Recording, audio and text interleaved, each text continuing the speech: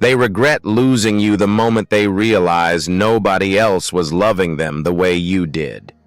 Not when you leave, not when you stop calling, not even when you block them. The regret really starts when silence replaces your presence and they finally have to sit with themselves. That's when it hits.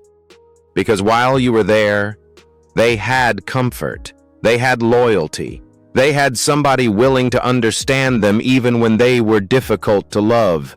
But people rarely appreciate consistency while they're receiving it. They think it's permanent. They think you'll always be there waiting, forgiving, explaining, fixing, understanding. They mistake your patience for weakness and your loyalty for dependency. And the sad part is, a lot of them truly believed they could replace you. They believed another person would walk into their life and give them the same energy you gave naturally. But what they fail to understand is real love is rare. Genuine care is rare. Someone who stays through confusion, mixed signals, cold behavior, emotional distance, mood swings, selfishness, and inconsistency is rare. Everybody wants loyalty until they lose the person that gave it. Then suddenly they understand your value after the absence becomes real. See, while you were loving them, they were distracted by ego. Ego makes people blind. Ego convinces people they can do better. Ego tells them they have endless options. Ego whispers that grass is greener somewhere else. But reality humbles everybody eventually, because eventually they meet people who don't care the way you cared, people who play games harder than they did, people who disappear faster than they expected, people who only love conditionally.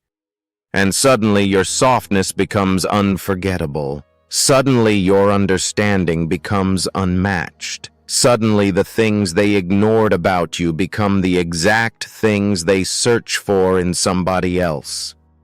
And here's the truth nobody talks about. A person can leave you and still love you.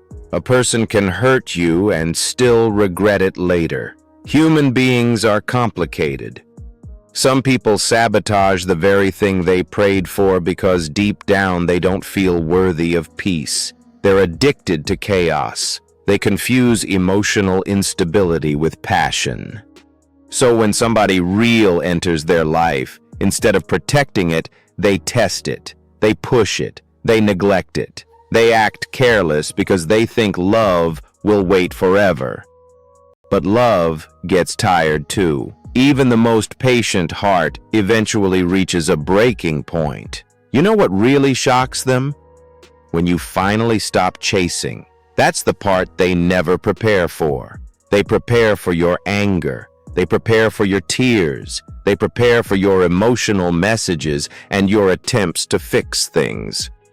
But they never prepare for your silence. They never prepare for the version of you that accepts reality and walks away peacefully, because silence forces people to face consequences.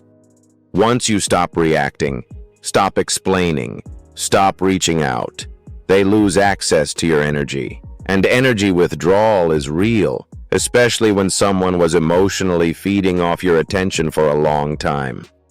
That's why some people come back months later acting confused. They suddenly remember your birthday. Suddenly they miss your voice. Suddenly they're checking your social media. Suddenly they want closure. But closure is usually just regret wearing a disguise, because if they truly valued you while they had you, they wouldn't have risked losing you in the first place. Some people only recognize value through absence. That's immature, but it's true. And sometimes their regret has nothing to do with another relationship failing. Sometimes it's much deeper than that. Sometimes they simply realize nobody understood them the way you did. Nobody listened the same way. Nobody looked at them with the same softness. Nobody made them feel emotionally safe the way you did. People underestimate emotional safety until they lose it. Anybody can flirt. Anybody can create temporary excitement, but emotional safety, that's rare. Feeling genuinely accepted by another human being is rare. The problem is, many people are too emotionally immature to recognize healthy love while they're inside of it. Healthy love feels calm, stable, predictable. There's no constant anxiety, no non-stop confusion, no manipulation. And because some people grew up around dysfunction, peace feels boring to them, so they leave stability chasing temporary excitement. Then reality teaches them a lesson. Excitement never could. Excitement fades, attention fades, physical attraction changes, but genuine connection is hard to replace. That's why your absence lingers in their mind longer than they expected, because people can replace faces quickly, but replacing emotional impact is different. Anybody can sit across from them at a restaurant. Anybody can text good morning. Anybody can fake affection for a little while, but not everybody leaves a permanent emotional imprint, and you did. That's why they think about you during random moments, driving home at night, hearing certain songs, watching certain movies, smelling familiar scents. Regret hides inside ordinary moments because memory attaches itself to emotion. And let's be honest, some people regret losing you because they underestimated you. They thought you would never leave. They thought your love was guaranteed. They thought your kindness meant you lacked options. That happens a lot. People often mistake a loving person for a desperate person. But there's a huge difference. Some people stay because they genuinely care, not because they have nobody else. Once they realize that, panic starts settling in, especially once they see you moving differently without them. More peaceful, more focused, more emotionally detached. That's when regret becomes heavy. Because nothing hurts the ego more than realizing the person you underestimated is no longer emotionally available to you. The access is gone. The emotional support is gone. The unconditional understanding is gone. And now they have to live with the memory of how badly they handled somebody who genuinely cared. Some people carry that regret for years, not days, years. But here's something important you need to understand. Their regret does not always mean reconciliation. Sometimes people regret losing you and still never change. Sometimes they come back only because they miss access, not because they evolved emotionally.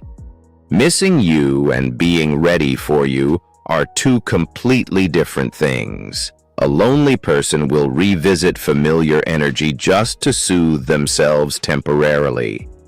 That doesn't mean they suddenly know how to love correctly. You have to stop romanticizing regret as transformation. Some people regret hurting you while continuing the exact same patterns with everyone else. That's why healing requires emotional discipline. Because once someone who hurt you starts showing signs of regret, your heart can get confused, especially if you truly love them.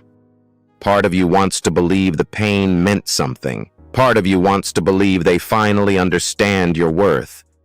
And maybe they do, but understanding your worth doesn't automatically qualify them to re-enter your life. Regret is not accountability. Missing you is not growth. Words are not change. Consistency is change. Effort is change. Emotional maturity is change. You also have to understand that people often romanticize the past after losing access to it. Human beings do this constantly. Once something becomes unavailable, the mind starts highlighting the good moments while minimizing the bad ones. Suddenly, they remember your laugh instead of the arguments, your loyalty instead of their disrespect, your warmth instead of the emotional neglect they caused. Distance softens memory. That's why exes often return nostalgic but unchanged. They miss the feeling you gave them without confronting the behavior that destroyed it. And honestly, some people regret losing you because you were the best thing that ever happened to them emotionally. They just didn't realize it in time. Timing destroys a lot of relationships. Emotional immaturity destroys even more.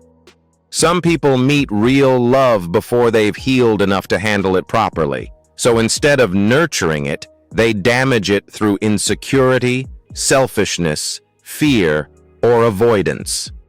Later, once life humbles them, they finally understand what they lost. By then, it's often too late. That's another painful truth. Sometimes people change after losing you. Sometimes they really do grow. Sometimes they finally become the version you begged them to be.